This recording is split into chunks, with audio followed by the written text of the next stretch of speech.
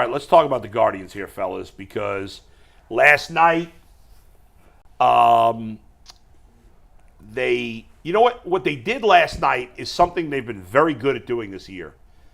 The few times they've had some heartbreaking losses, they've bounced back and won the next day. Mm-hmm. And 2 nights ago, obviously, they were down 8. They were up 3-0. They were down 8-3. They tied it at 8. They took a 9-8 lead, and they lose on a walk-off 2-run homer by Victor Caratini. Victor Caratini. That's not nothing to celebrate. I wasn't celebrating because he hit the home run. It's just that's my Victor Caratini dance. You weren't here yesterday for that. But last night, I don't know what that was either. Let me see it again. You guys missed it. Let me see it again. I was here Victor yesterday, and I Caratini. still know what it is. I just like his name. So the Guardians win 3-2, and I think the most promising thing from that game last night was the way Triston McKenzie pitched there, Jason. Oh, I totally agree. That was big. His velocity was up, and his curveball was nasty. By the way, I don't know if it's possible, but I think Triston McKenzie's even skinnier now than he's been. I don't think that's possible. He weighs like 97 pounds, I think. Wait, when he's been pitching normally, he hasn't pitched 7 innings, has he? No, not this year. This year? Yeah, this year. So That might have was been great. his. that's the most impressive Was part that his to longest me. outing? That probably was 7 his longest innings. outing. I love that even when he gives up the home run to tie it. That I didn't love that part. Yeah. That ball was smoked by Kyle Tucker. But I like that Stephen Vogt left him in and let him get out of the 7th, and he finished it up.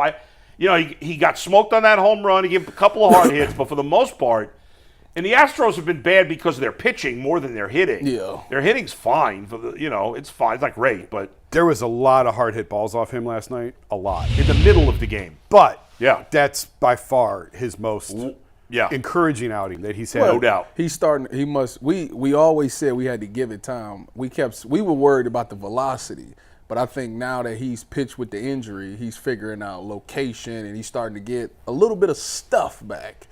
I mean, they still hitting it, but it ain't. He's still getting more strikeouts now. That's the best part. His fastball velocity last night was creeping back up to where it was Yeah. a couple of years ago. I think I was looking at StatCast this morning. I think he hit 92.7, 92.8 on a few.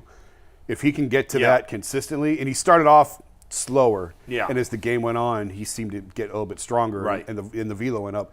His best pitch to me is the slow curveball. Oh my God, he's he done was a nasty. terrific job with that this year. Last night in particular, I thought it was the best curveball he's had all year. Yeah. It is the first time since at least 2022 that he's gone at least 7 innings.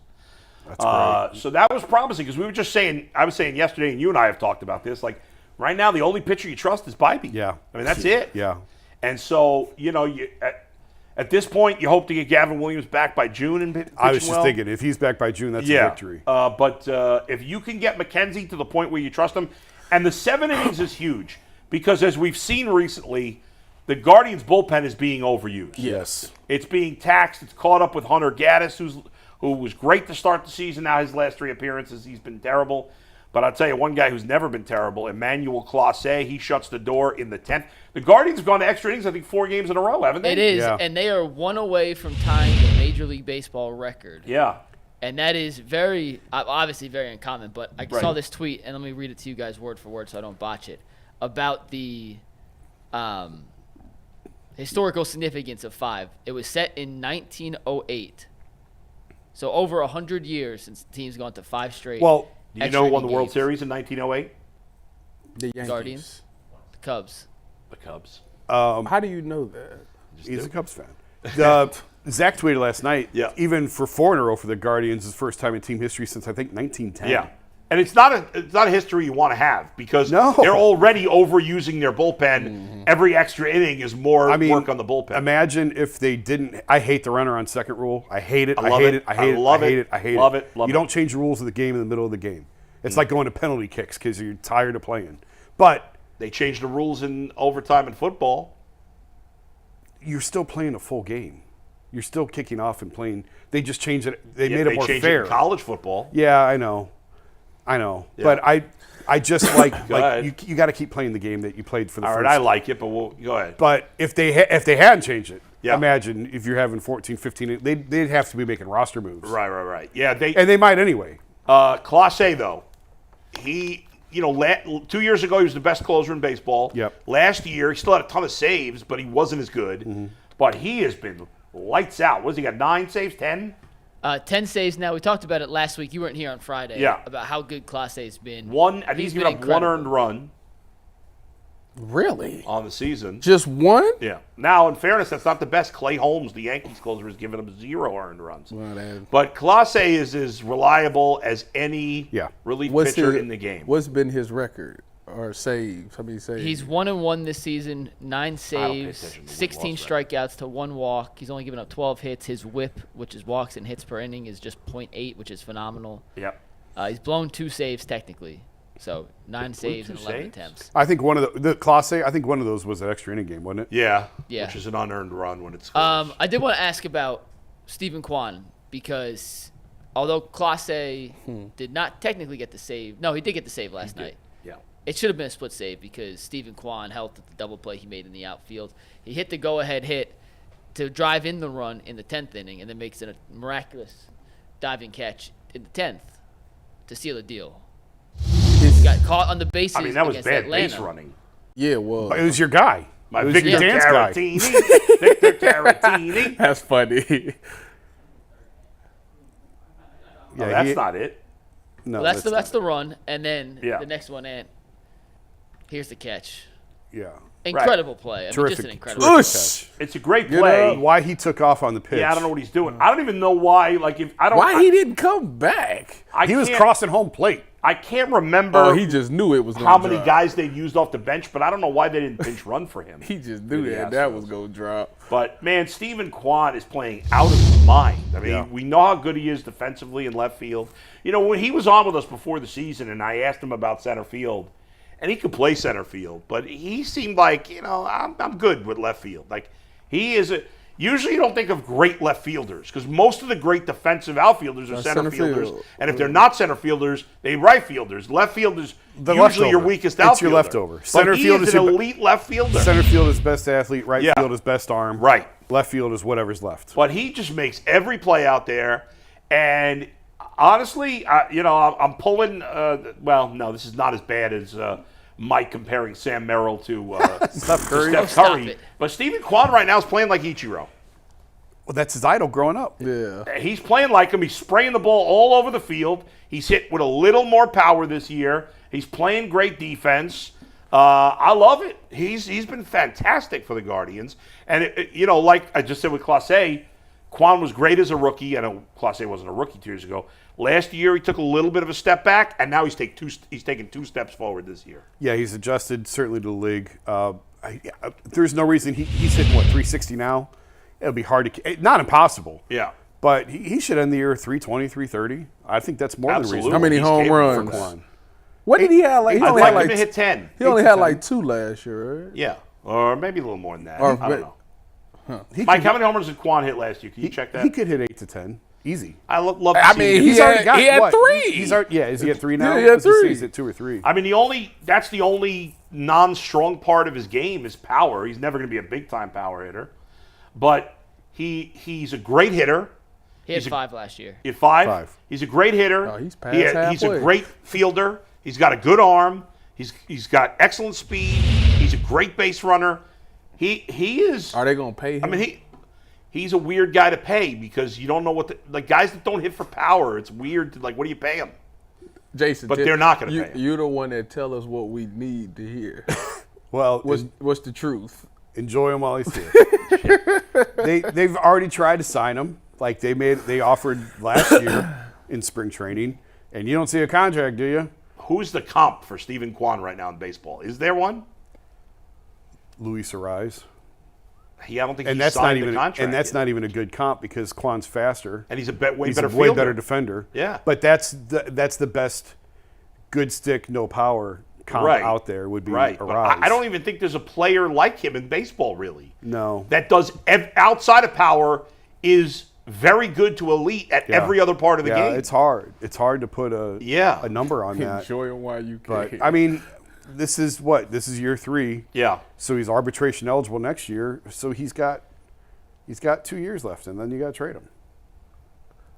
I'm Well, sorry. I mean, why do you keep doing I'm- this? When am I going to ask you? You just asked him to be I honest. Without know, getting mad but at I him for want it. him to say to me, What do you want? He's fully going to get it. I'm waiting on the one player that they say, we know what we're going to sign. Well, that they guy. have. They signed Jose and they signed Jimenez. We'll see what happens. They did sign Jimenez. Yep. The truth is, it's easier I to can't be mad at that, but still. The truth is, this is his last year. He's arbitration eligible next year. Yeah. He's going to make, I don't know, I $5 wonder million. what the comp is going to be like. don't In know. arbitration, they do What do you- comps, but Yeah, I there's want to no say, comp for him. what do you think a guy like that brings in, numbers-wise? Contract? you mean? Yeah, contract. Contract numbers? I guess what I'll go with is the Benintendi contract because maybe that's what they thought he could be. Which is, but he's way better than He's way Benintendi. better. But what's the numbers on that? 5 for 75. I mean, That's nobody's going to pay a non-power hitter a ton of money. It's just as good as he is. I don't know. I don't know about that. He's got everything else. He does. So But what do you think he gets paid? But he doesn't play a premier position. It's a weird situation. you could put him in center field. As a team is signing Right, as but a is free he agent. elite in center field? We don't know. He might just be good in center field.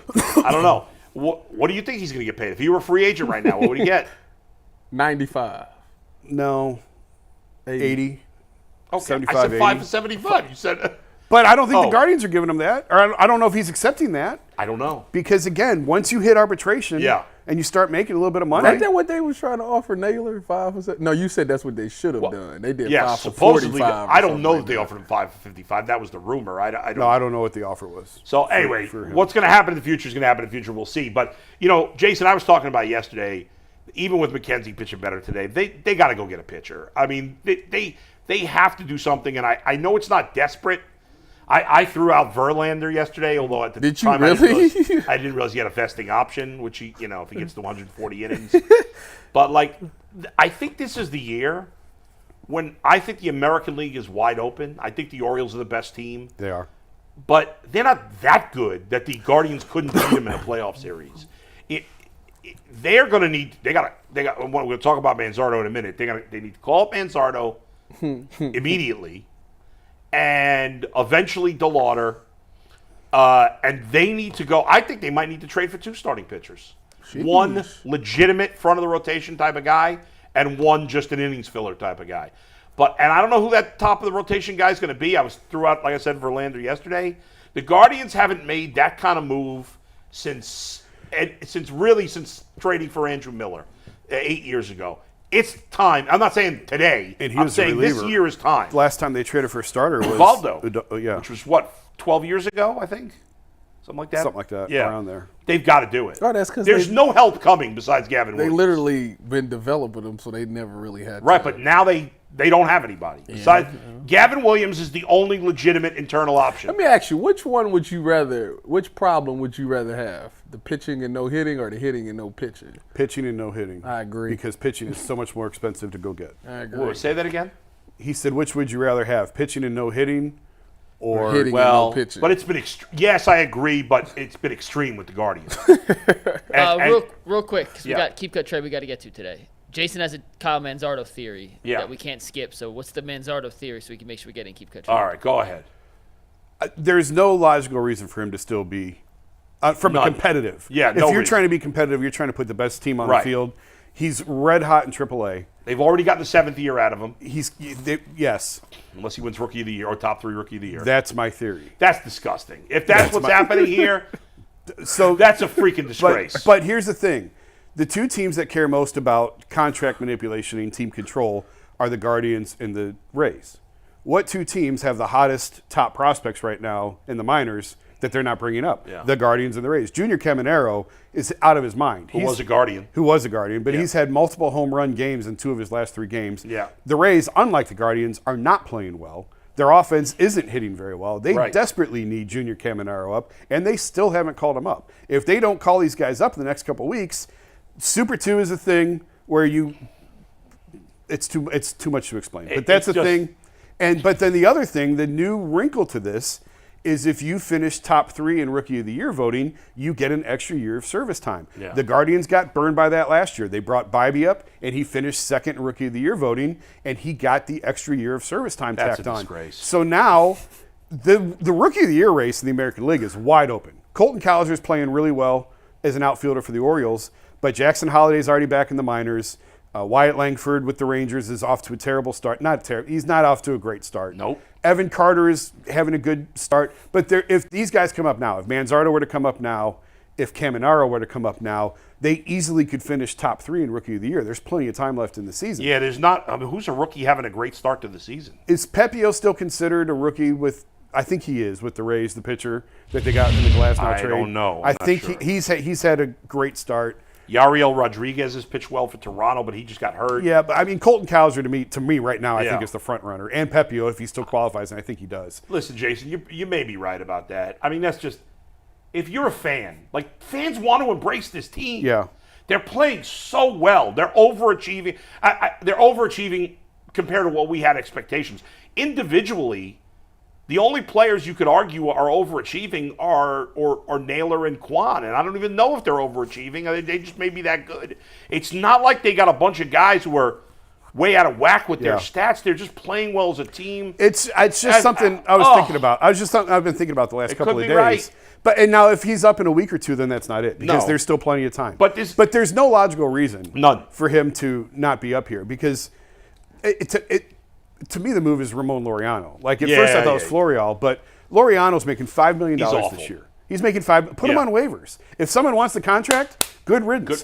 But who's going to claim him at $5 million? He hasn't had an OPS over 700 since 2020. So put him on waivers. So DFA him. Yeah. Put him on waivers. If he clears waivers, send him to Columbus, and he's right there if you need him again. And if somebody claims him, it's $5 million off the books. That gives you something to spend for the trade deadline. So it's ridiculous. There's something to do what now? What they going to do at the deadline? They would have money potentially to spend at the trade deadline. They going to do what at the deadline? Yeah, well, I won't hold my breath. I mean, they've been aggressive in the past when the team has called for it. But they need to be aggressive now, and part of that is calling up Manzardo. Why is he in the minors?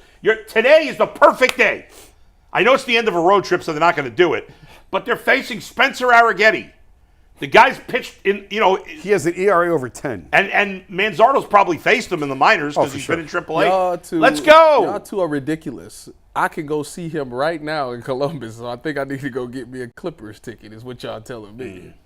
Well, I don't know. Right down the road. The Caminero one is even more baffling than Manzardo, really, because the Rays aren't hitting and aren't playing well. And there's no reason for him to still be down there unless it's contract manipulation. Yeah. So this is the wild thing about it is like, so when you call a guy up, if you're worried about Rookie of the Year and top 3 voting, when you call up a rookie? July? I mean, can you really wait that long? No. Somebody needs to ask Antonetti or Chernoff right now. Next time Zach gets a chance, he's got to ask. We got to know. Like, this is ridiculous. And I don't want to kill the team. They're 20-9, right? Yeah, they're playing great. They're tied with the Braves first team to 20. By the way, the Rockies, the Marlins, and the White Sox combined have 21 wins. And the Guardians have 20. Wow. And one other stat real quick. The Colorado Rockies, who have won like 6 games or whatever, have trailed in every game they've played this season.